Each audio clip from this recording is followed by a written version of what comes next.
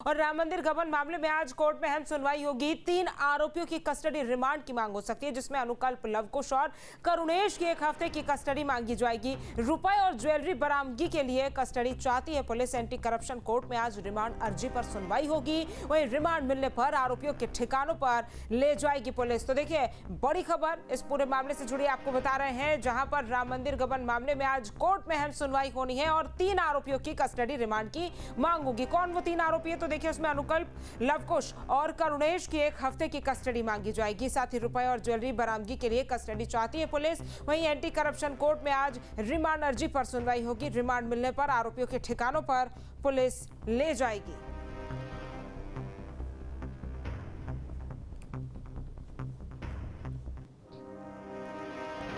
और इस पूरे मामले से जुड़ी एक और बड़ी खबर, जहां पर एसआईटी की प्रारंभिक रिपोर्ट में कई खुलासे हुए हैं। सीसीटीवी में गबन के 70 सबूत मिले हैं। 27 अप्रैल से 5 जून तक 70 बार चोरी की घटना दोहराई। 27 अप्रैल से पहले का सीसीटीवी रिकॉर्ड मौजूद नहीं है, ये एसआईटी का कहना है। तो देखिए, एसआईटी की प्रारंभिक रिपोर्ट में कई खुलासे हुए हैं। वो खुलासे आपको बताया, तो उसमें सबसे बड़ी चीज कि सीसीटीवी में गबन के 70 सबूत मिले हैं।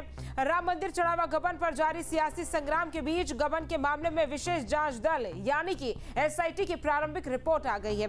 अब रिपोर्ट की गणना प्रक्रिया की निगरानी के नियमों को ट्रस्ट पदाधिकारियों ने बदलकर कमजोर कर दिया। रिपोर्ट में अनिल मिश्रा की लापरवाही और चोरी में रामशंकर उर्फ टिन्नू यादव की मुख्य भूमिका बताई गई है। वहीं रिपोर्ट में चंपत राय और गोपाल राव का कहीं भी जिक्र नहीं है। मंदिर परिसर में सोमवार को हुई ट्रस्ट की बैठक में रखी गई एसआईटी रिपोर्ट के मुताबिक 6 फरवरी 2025 को गणना प्रक्रिया की निगरानी को लेकर एसओपी तैयार की गई थी। इसमें तय किया गया था कि गणना कक्ष में किसकी आवाजाही रहेगी और गणना कर्मियों की एंट्री कब होगी और वो कैसे कपड़े पहनेंगे। गणना प्रक्रिया के पहले और बाद में कर्मियों की तलाशी भी होगी, लेकिन निगरानी नियमों को कमजोर कर दिया गया। आरोपियों ने इसका फायदा उठाकर रकम पार कर ली। उपलब्ध सीसीटीवी फुटेज में गणना कर्मियों की ओर से करीब 70 बार नोटों की गड्डियों और खुले नोट छिपाने की घटनाएं दर्ज मिली है।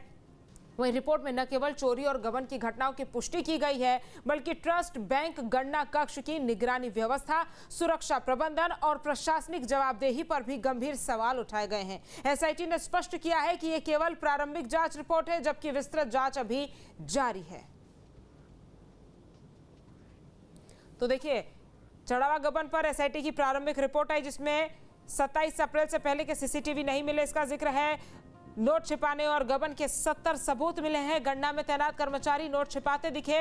लापरवाही की बात भी सामने आई है। करोड़ों कपड़ों और जूतों के अंदर पैसे छिपाने की बात है। अनुकल्प, लवकुश और मनीष चोरी करते हुए दिखाई दिए हैं। तो जो प्रारंभिक जांच रिपोर्ट है वो अब सामने आ चुकी है और उसमें कई बड़े खुलासे हुए हैं। सीसीटीवी की बात जो पहले दिन से सामने आ रही थी कि सीसीटीवी फुटेज पूरे उपलब्ध नहीं है, वही उस रिपोर्ट में भी बताया गया कि सीसीटीवी जो है वो से पहले के डिलीटेड थे। 45 दिन तक का ही सीसीटीवी मिला।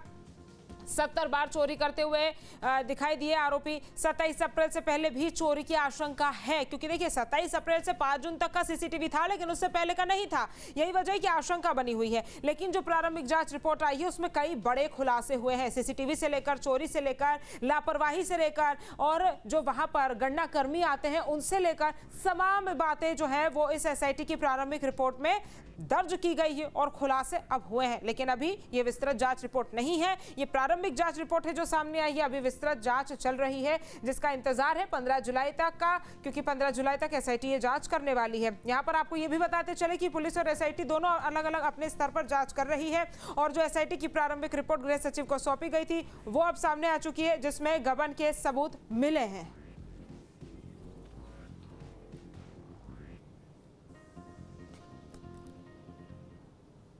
और इस पूरे मामले से जुड़े आपको बता दें कि एसआईटी ने क्या क्या खुलासा किया अपनी रिपोर्ट में। चोरी के, छिपाने के शातिर तरीके इसमें बताए गए हैं।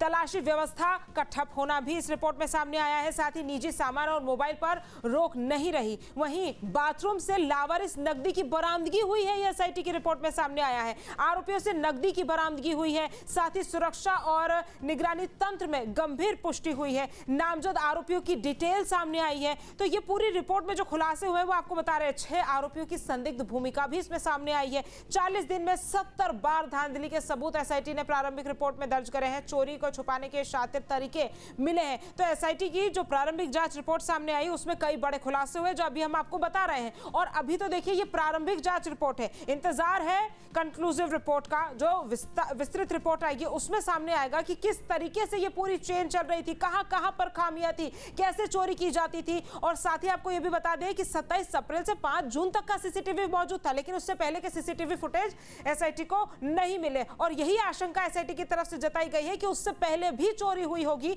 लेकिन अभी जो एसआईटी की प्रारंभिक रिपोर्ट सामने आई उसमें कई बड़े खुलासे हुए हैं।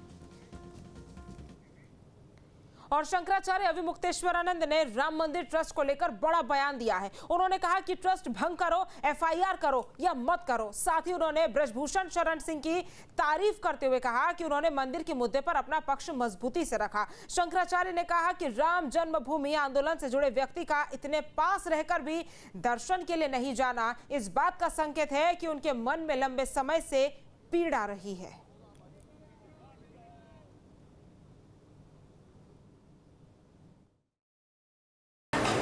अरे भाई, ट्रस्ट भंग करो, एफआईआर करो चाहे मत करो, वहाँ पे भगवान के दरबार में पहले सही लोगों को बैठाओ ताकि वहाँ से फिर से विश्वास की बहाली हो और फिर से वहाँ पे सत्कार्य आरंभ हो। उसके बाद आप दोषियों के लिए क्या करते हो वो आप देख लो, क्योंकि ज़्यादा हम नहीं उम्मीद कर सकते हैं। जिस सरकार के द्वारा ये कार्यवाही होनी है उन्हीं सरकार के वो लोग हैं, इसलिए उनको क्या सज़ा देंगे क्या सज़ा नहीं देंगे कुछ पता नहीं है। आपके मोबाइल पर तुरंत आएगी ब्रेकिंग न्यूज। स्क्रीन पर सबसे पहले दिखेगी बड़ी खबर। देश दुनिया की हर खबर एक जगह। अब आपके मोबाइल पर तुरंत फटाफट इंस्टॉल कीजिए न्यूज नेशन ऐप और रखिए खुद को अपडेट।